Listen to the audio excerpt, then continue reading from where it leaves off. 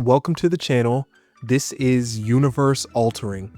I am so excited to bring you videos regularly, not only about comic books, but about comic book media and superheroes in general. I have a deep love for these characters, and I thought, why not make a YouTube channel where I could kind of be the bridge between the average person and the super comic book nerd. My history with comic books is a little bit of a weird one. I started off when I was very young. You know, every young boy falls in love with superheroes. And the MCU started when I was just about 4 years old. I remember going to see the first Iron Man and the Incredible Hulk in theaters like it was yesterday. There was already so much great superhero media that we might not look back so fondly on right now. In X-Men 3, Spider-Man 3, Fantastic Four, Rise of the Silver Surfer, those were the three that I was always rewatching constantly. So I feel like it's only natural that I fell in love with those characters. And it wasn't just Marvel that caught my interest either. It was also DC with shows like Young Justice and Batman Brave and the Bold and all of the animated movies that they had. I fell in love with those characters arguably even more, and it was actually the first comics that I started collecting for myself. It wasn't until I was about 8 years old that I finally realized I could just collect comics for myself. I felt like there was so much history and so much that I had to know beforehand, but I decided why not just take that leap. And just a couple years prior to that, God gave us the glorious new relaunch of the DC Universe in the New 52. I remember discovering this little hidden comic book store in my neighborhood, and once I found that, I was just like, why not go every day? Or at the very least, every chance that I had, and I could start collecting for myself. I remember getting the Batman books at the time, starting with the Death of the Family arc, and then I branched into some other heroes from there. I remember going with my parents regularly to just absorb all of the covers that would have me excited by themselves, not to mention actually getting the issues for my personal collection and getting into the events and the crossovers. The first crossover that I collected was Forever Evil back in 2013. That was an event where the villains actually took the center spotlight.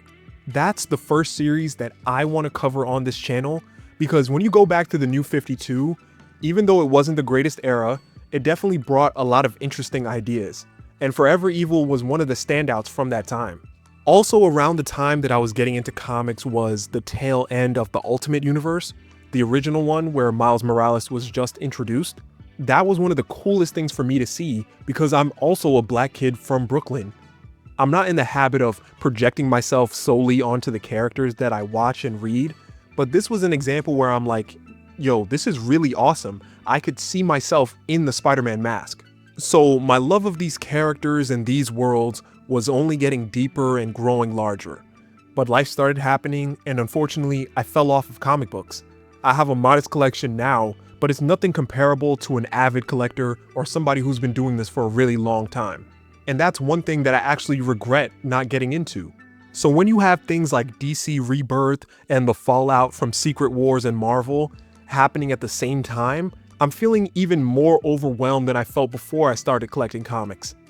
So I convinced myself that I could get my superhero fix just from YouTube videos or the movies, but I'm realizing now especially, it's really not the same as having that fresh printed page in your hand and the smell of a new comic book and getting to flip through the massive spread pages that don't even come across the same way in a digital comic book. Even though I want to start with DC and Marvel and talking about those eras that I mentioned before, it was actually Invincible that reignited my love of the comic book genre. I can't tell you why, but when the show was announced, I thought it was going to be some generic trash. It was very colorful, all of the characters moved swiftly, it had decent animation, but it all looked very safe to me, and I didn't know anything about the source material until I watched that first episode. We all saw that legendary ending, and it was from there that I said, there's no more waiting. I'm going to read the entire series right now, and I did before the first season was even complete. At this point, 4 seasons of the show have come out, and we've already seen how much Mark Grayson has grown from the beginning to now, and there's so much great material on the way. It's so exciting to see an adaptation of something done pretty well. But not only that, you get all of the new fans and people who are so eager to read the comic, and even if they're going to critique the show to hell, at least they have this representation of years worth of work and joy and effort and unique storytelling. and there's so much more to come. Also, at the point of recording this, we are awaiting the arrival of Avengers Doomsday. Without getting too deep into my thoughts on it, it's looking like a bit more of a nostalgia bait movie than a movie that's focused heavily on the story. The last two nostalgia-heavy movies were Spider-Man No Way Home and Deadpool and Wolverine, and upon a rewatch, it's definitely easy to say that those movies don't have the greatest of storytelling.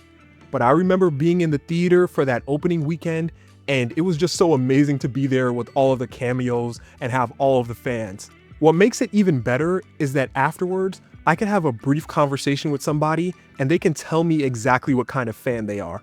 Whether that be a super hardcore movie fan, or they're a hardcore movie and comic fan, or they're just a casual and this is their first MCU film. There are so many gaps that I hope to bridge with this channel, and I hope to get back into reading comics more regularly, not as homework, not as a job, but so I can have fun and form a community here in the meantime. There are so many different realms and storylines and what ifs and alternate universes that comics have to offer. However, I do have to put a massive disclaimer: I am not an expert on this subject. There is so much that I don't know, and what I don't know massively exceeds what I do know.